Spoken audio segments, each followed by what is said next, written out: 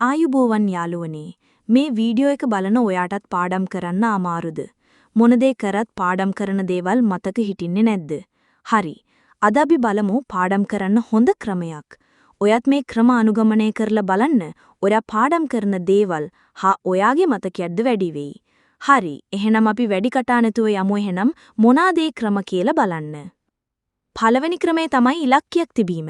අද ඔයා පාඩම් කරන්නේ මොනවද කියලා කලින් තීරණය කරලා තියාගන්න. උදාහරණයක් ගත්තොත් අද මම ගණිතයේ මේ කොටස සම්පූර්ණ කරනවා. අද මේ පාඩම මම කියවලා ඉවර කරනවා. මෙන්න මේ වගේ ඉලක්කයක් තියාගන්න ඕනි. ඒ තුලින් අපේ මනස ફોકસ වෙනවා. ඊළඟ ක්‍රමය තමයි කාලය සැලසුම් කරගන්න එක.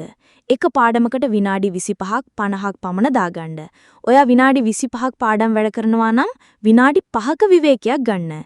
මේකට පොමොඩෝරෝ ක්‍රමය කියලාත් කියනවා. ඉගෙනීමේදී කෙටි කාල සීමාවක් දාන්න.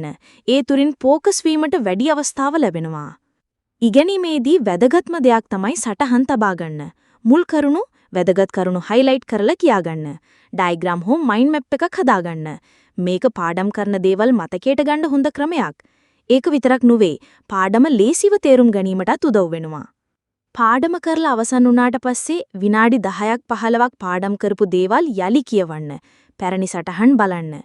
නැවත සමාලෝචනය කරනකොට මනස ඉගෙනගත් දේ සවි බලවත් කරගන්න පුළුවන් වෙනවා. ඊළඟ ක්‍රමය තමයි ඉගෙනගත් දේ භාවිත කරලා ප්‍රශ්න විසඳන එක. පුළුවන් නම් අද ඉගෙනගත් පාඩමට සම්බන්ධ ප්‍රශ්න විසඳන්න. ප්‍රශ්න විසඳීමෙන් ඔබේ දැනුම ස්ථාවර වෙනවා. මතකය තවත් ශක්තිමත් වෙනවා. අවසානයේ හොඳ විවේකයක් ගන්න. හොඳ සෞඛ්‍ය සම්පන්න ආහාර සහ ජලය පානය කරන්න. ඒ තුලිනුත් මනස ફોકસ වෙනවා. ශරීරයත් සුව පහසු වෙනවා. ඉගෙනීමේදී මේක ගොඩක් වැදගත් දෙයක් බවට පත් වෙනවා. එහෙනම් යාළුවනේ, ඔයාලත් මේ ක්‍රම 6 අනුගමනය කරලා බලන්න. දිනපතා පාඩම් කරන්න, සටහන් තබා ගන්න, මනස ફોકસ කරන්න. මේක කරන්න එපා කියලා හිතන්න එපා. මේක කරන්න බෑ කියලා අතහරින්න එපා. මේ ක්‍රම අනුගමනය කරලා බලන්න. ඔබ පාඩම් කරන දේවල් ඔබට මතක හිටීවි. මේ තුලින් ඔබට සාර්ථක විය හැක. එහෙමනම් අපි ඊළඟ වීඩියෝවේදී නැවත හමු වෙමු. හොඳින් ඉගෙන ගන්න. සියලු දෙනාටම ජය.